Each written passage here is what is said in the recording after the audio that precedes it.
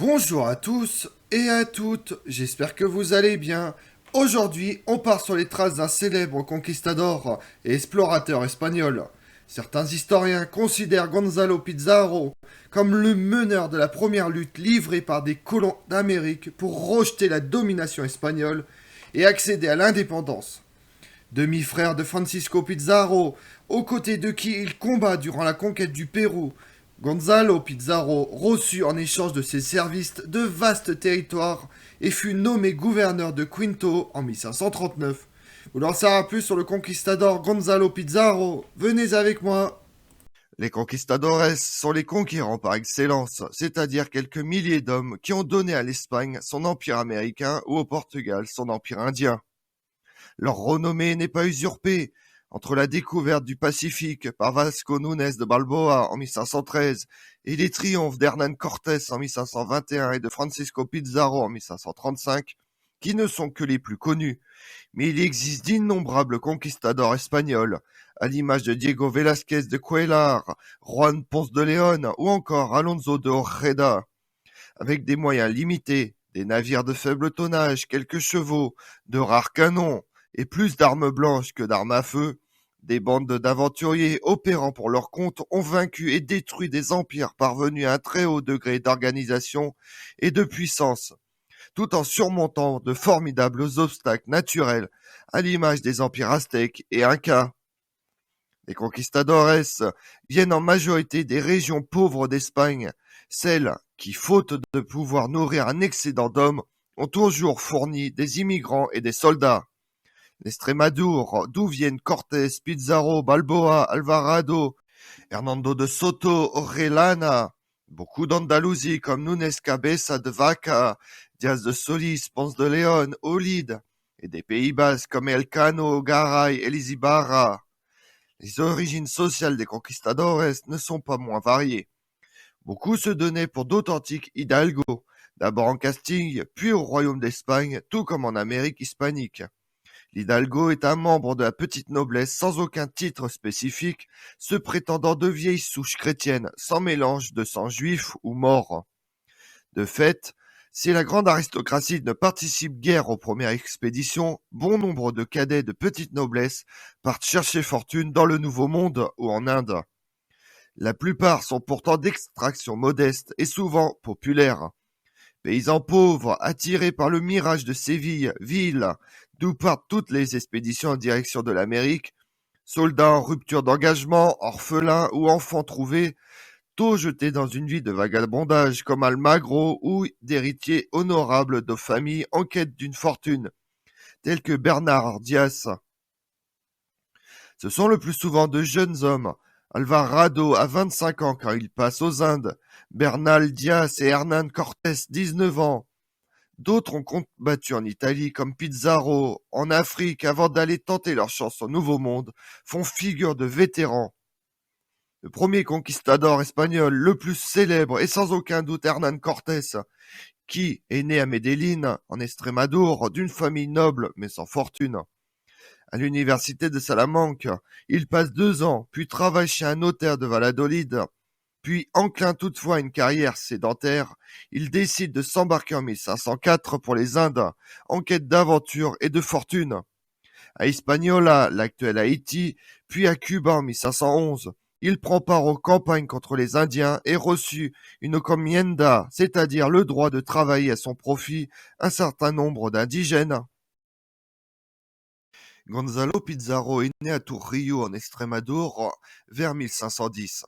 Il était le fils illégitime du capitaine Gonzalo Pizarro Rodríguez de Aguilar, qui l'engendra avec Maria Alonso. De ce concubinage est également né Juan Pizarro, de quelques années son aîné. Gonzalo a grandi sous la surveillance de son frère aîné Hernando Pizarro, le seul frère légitime, qui a veillé à ce qu'il reçoive une éducation de chevalier. Lorsque Francisco Pizarro, le frère aîné de la famille, visita Trujillo en 1529, il les a convaincus avec Hernando de se joindre à l'entreprise de conquête du Pérou en leur assurant qu'ils deviendraient riches et célèbres. Gonzalo Pizarro se rend en Amérique en compagnie de Francisco Pizarro en 1530. et participe à tous les épisodes du troisième voyage jusqu'à la prise de l'empereur Inca Atahualpa le 16 novembre 1532. Gonzalo Pizarro était un expert dans le maniement des armes, courageux et excellent cavalier qui serait plus tard reconnu comme le meilleur lancier du Pérou.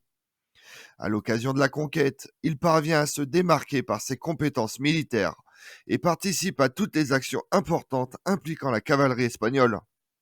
Plus tard, il assiste à l'occupation de Cusco et à la fondation espagnole de cette ville où il fut nommé échevin. À la fin de la phase des opérations militaires, Gonzalo Pizarro était confronté à d'autres besoins plus proprement civils, auxquels il n'était pas du tout préparé. Avec son frère Juan Pizarro, il était député à la régence de Cusco et par son comportement irresponsable contribua avec son frère tout aussi téméraire à provoquer la rébellion de Manco Inca. Au début de la rébellion de Manco Inca en 1536, c'était le groupe de conquistadors espagnols aidés par les indigènes qui étaient entourés à Cusco par des milliers de guerriers incas.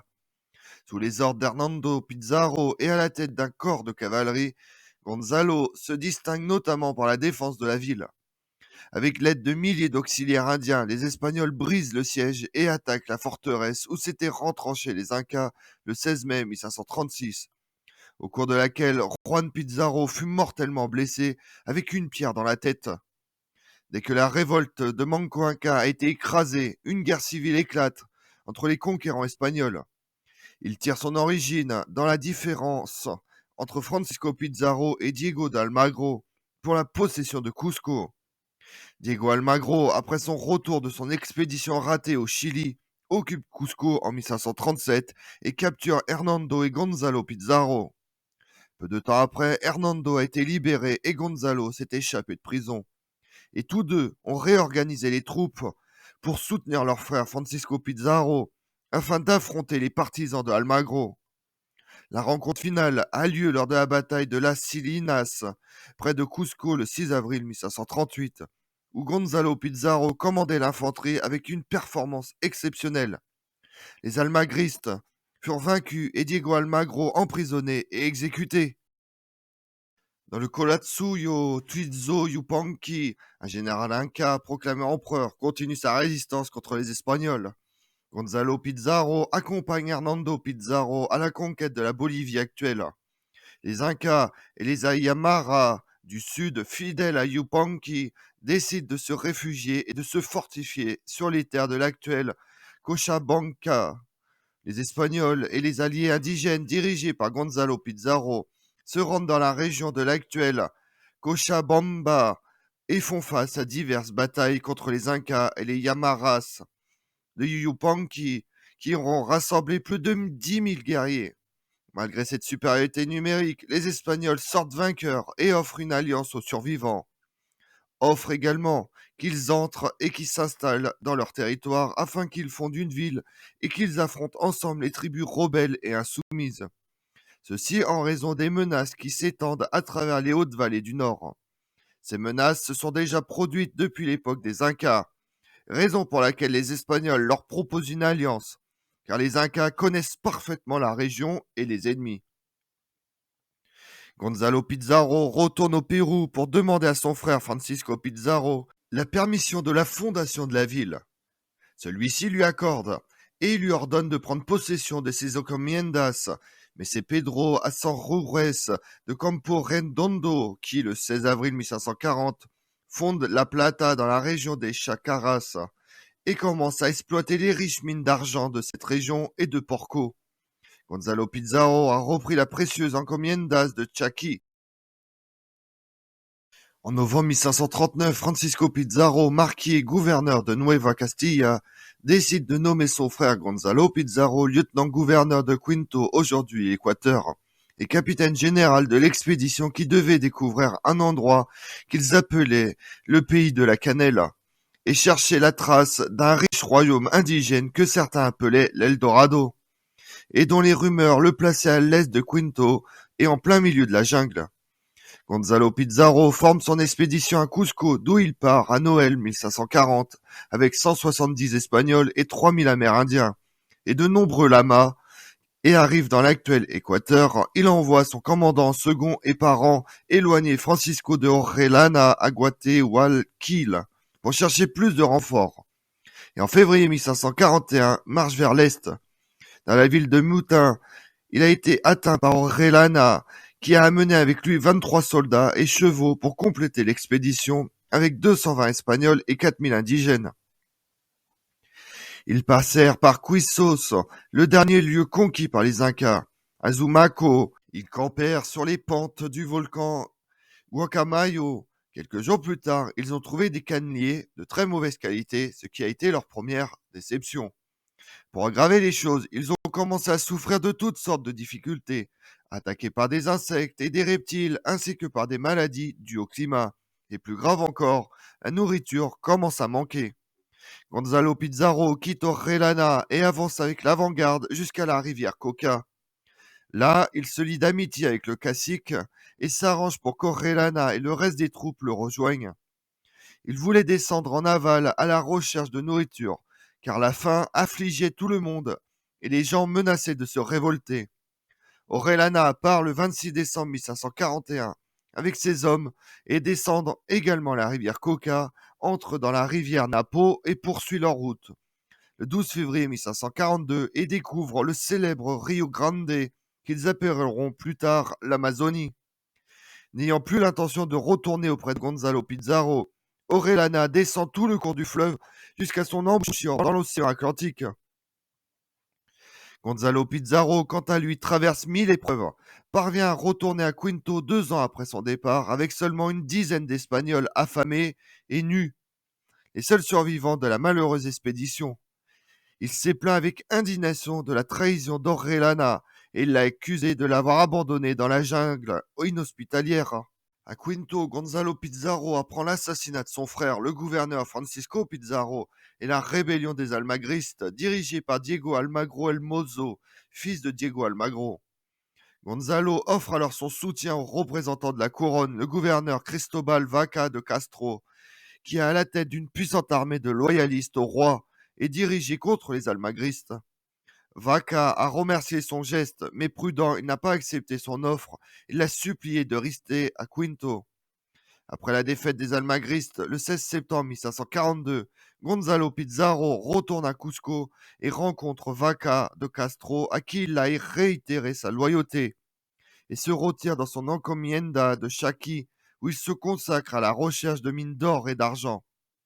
Il pensait peut-être finir ses jours ainsi, profitant des retours de sa mission, mais un nouveau choc le ramène sur le devant de la scène politique. En 1542, la couronne espagnole promulgue les nouvelles lois conçues par Bartolomé de las Casas dans le but de protéger les Indiens. Ces lois ont établi la suppression des encomiendas et de tout travail forcé des Indiens. La vice-royauté du Pérou et l'audience royale de Lima ont également été créées. Il a été élu premier vice-roi du Pérou, Blasco Núñez Vela. Lorsque le vice-roi est arrivé au Pérou, il a vigoureusement appliqué le respect des nouvelles lois.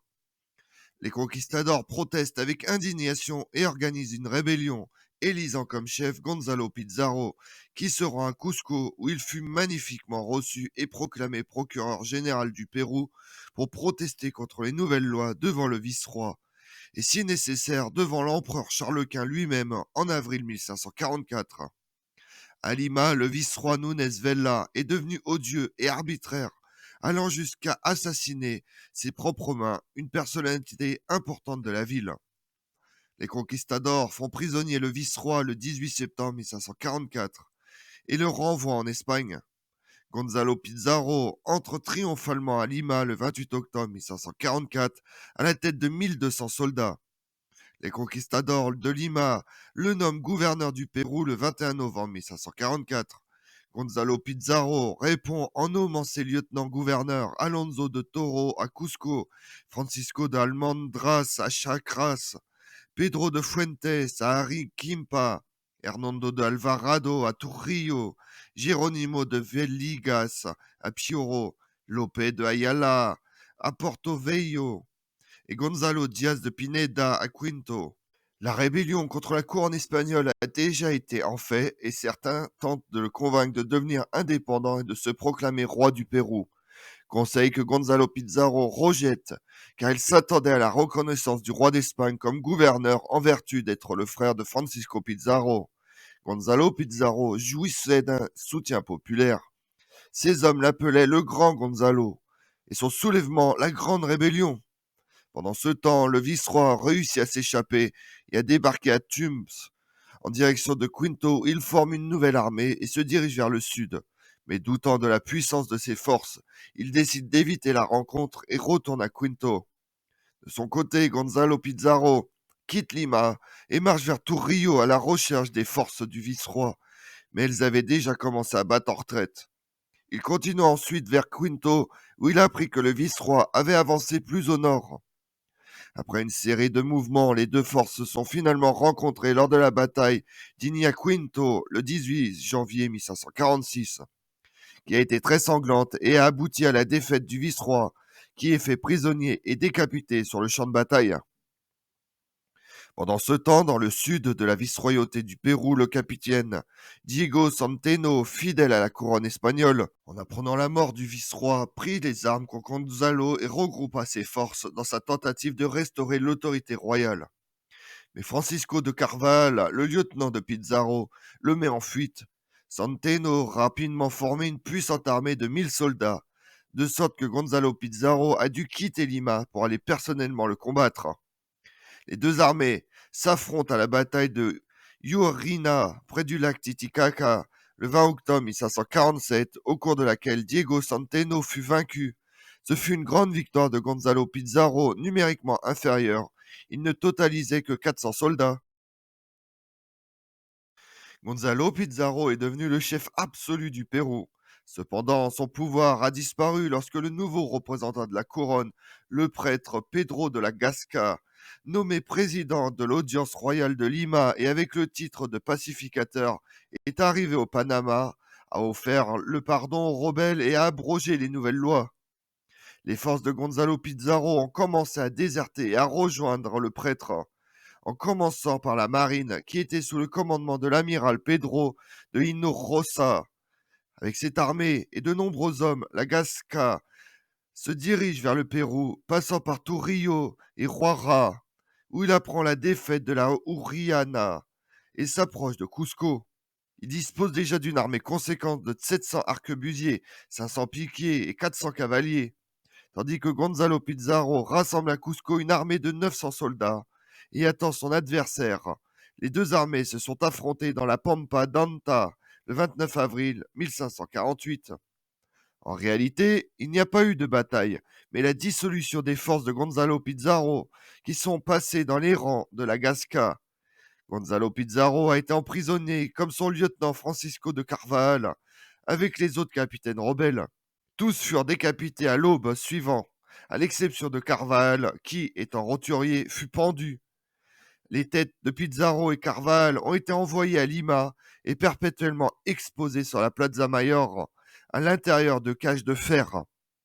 Des années plus tard, le crâne de Francisco Hernández Riron, un autre rebelle exécuté, a rejoint le groupe.